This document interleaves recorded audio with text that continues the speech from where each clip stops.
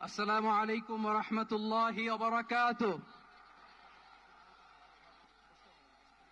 আমাকে আজকের এই জনসমুদ্রকে শান্ত করার জন্য বলা হয়েছে। আমি জানি না আপনারা কি শান্ত হবেন না অশান্ত হয়ে যাবেন।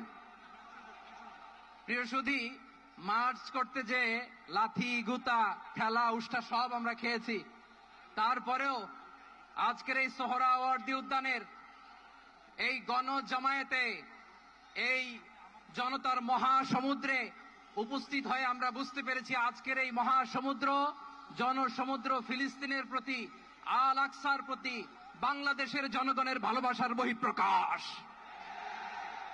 ভৌগোলিকভাবে আমরা ফিলিস্তিন থেকে অনেক দূরে হতে পারি, কিন্তু আজকের এই জনসমুদ্র প্রমাণ করে আমাদের এক একজনের হৃদয়ে বুকের ভেতরে বাস করে এক একটা ফিলিস্তিন।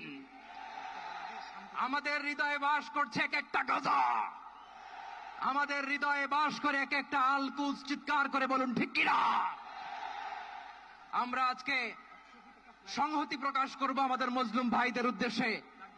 এক আওয়াজে আমাদের কণ্ঠকে উচ্চকিত করে অতিথি থেকে শুরু করে অডিয়েন্সের সবাই আল্লাহু আকবার ধ্বনি দিয়ে সোহরাওয়ার্দী উদ্যানের এই ময়দানকে আমরা কাঁপাতে রাজি আছি না নাই? নারায়ে তাকবীর, নারায়ে তাকবীর। দিন ইসলাম, দিন ইসলাম। ফিলিস্তিন, ফিলিস্তিন। আল কুদুস, আল কুদুস। ফিলিস্তিন, ফিলিস্তিন। আল কুদুস, আল কুদুস। আমার ভাই শহীদ কেন? জাতিসংঘ জবাব চায়।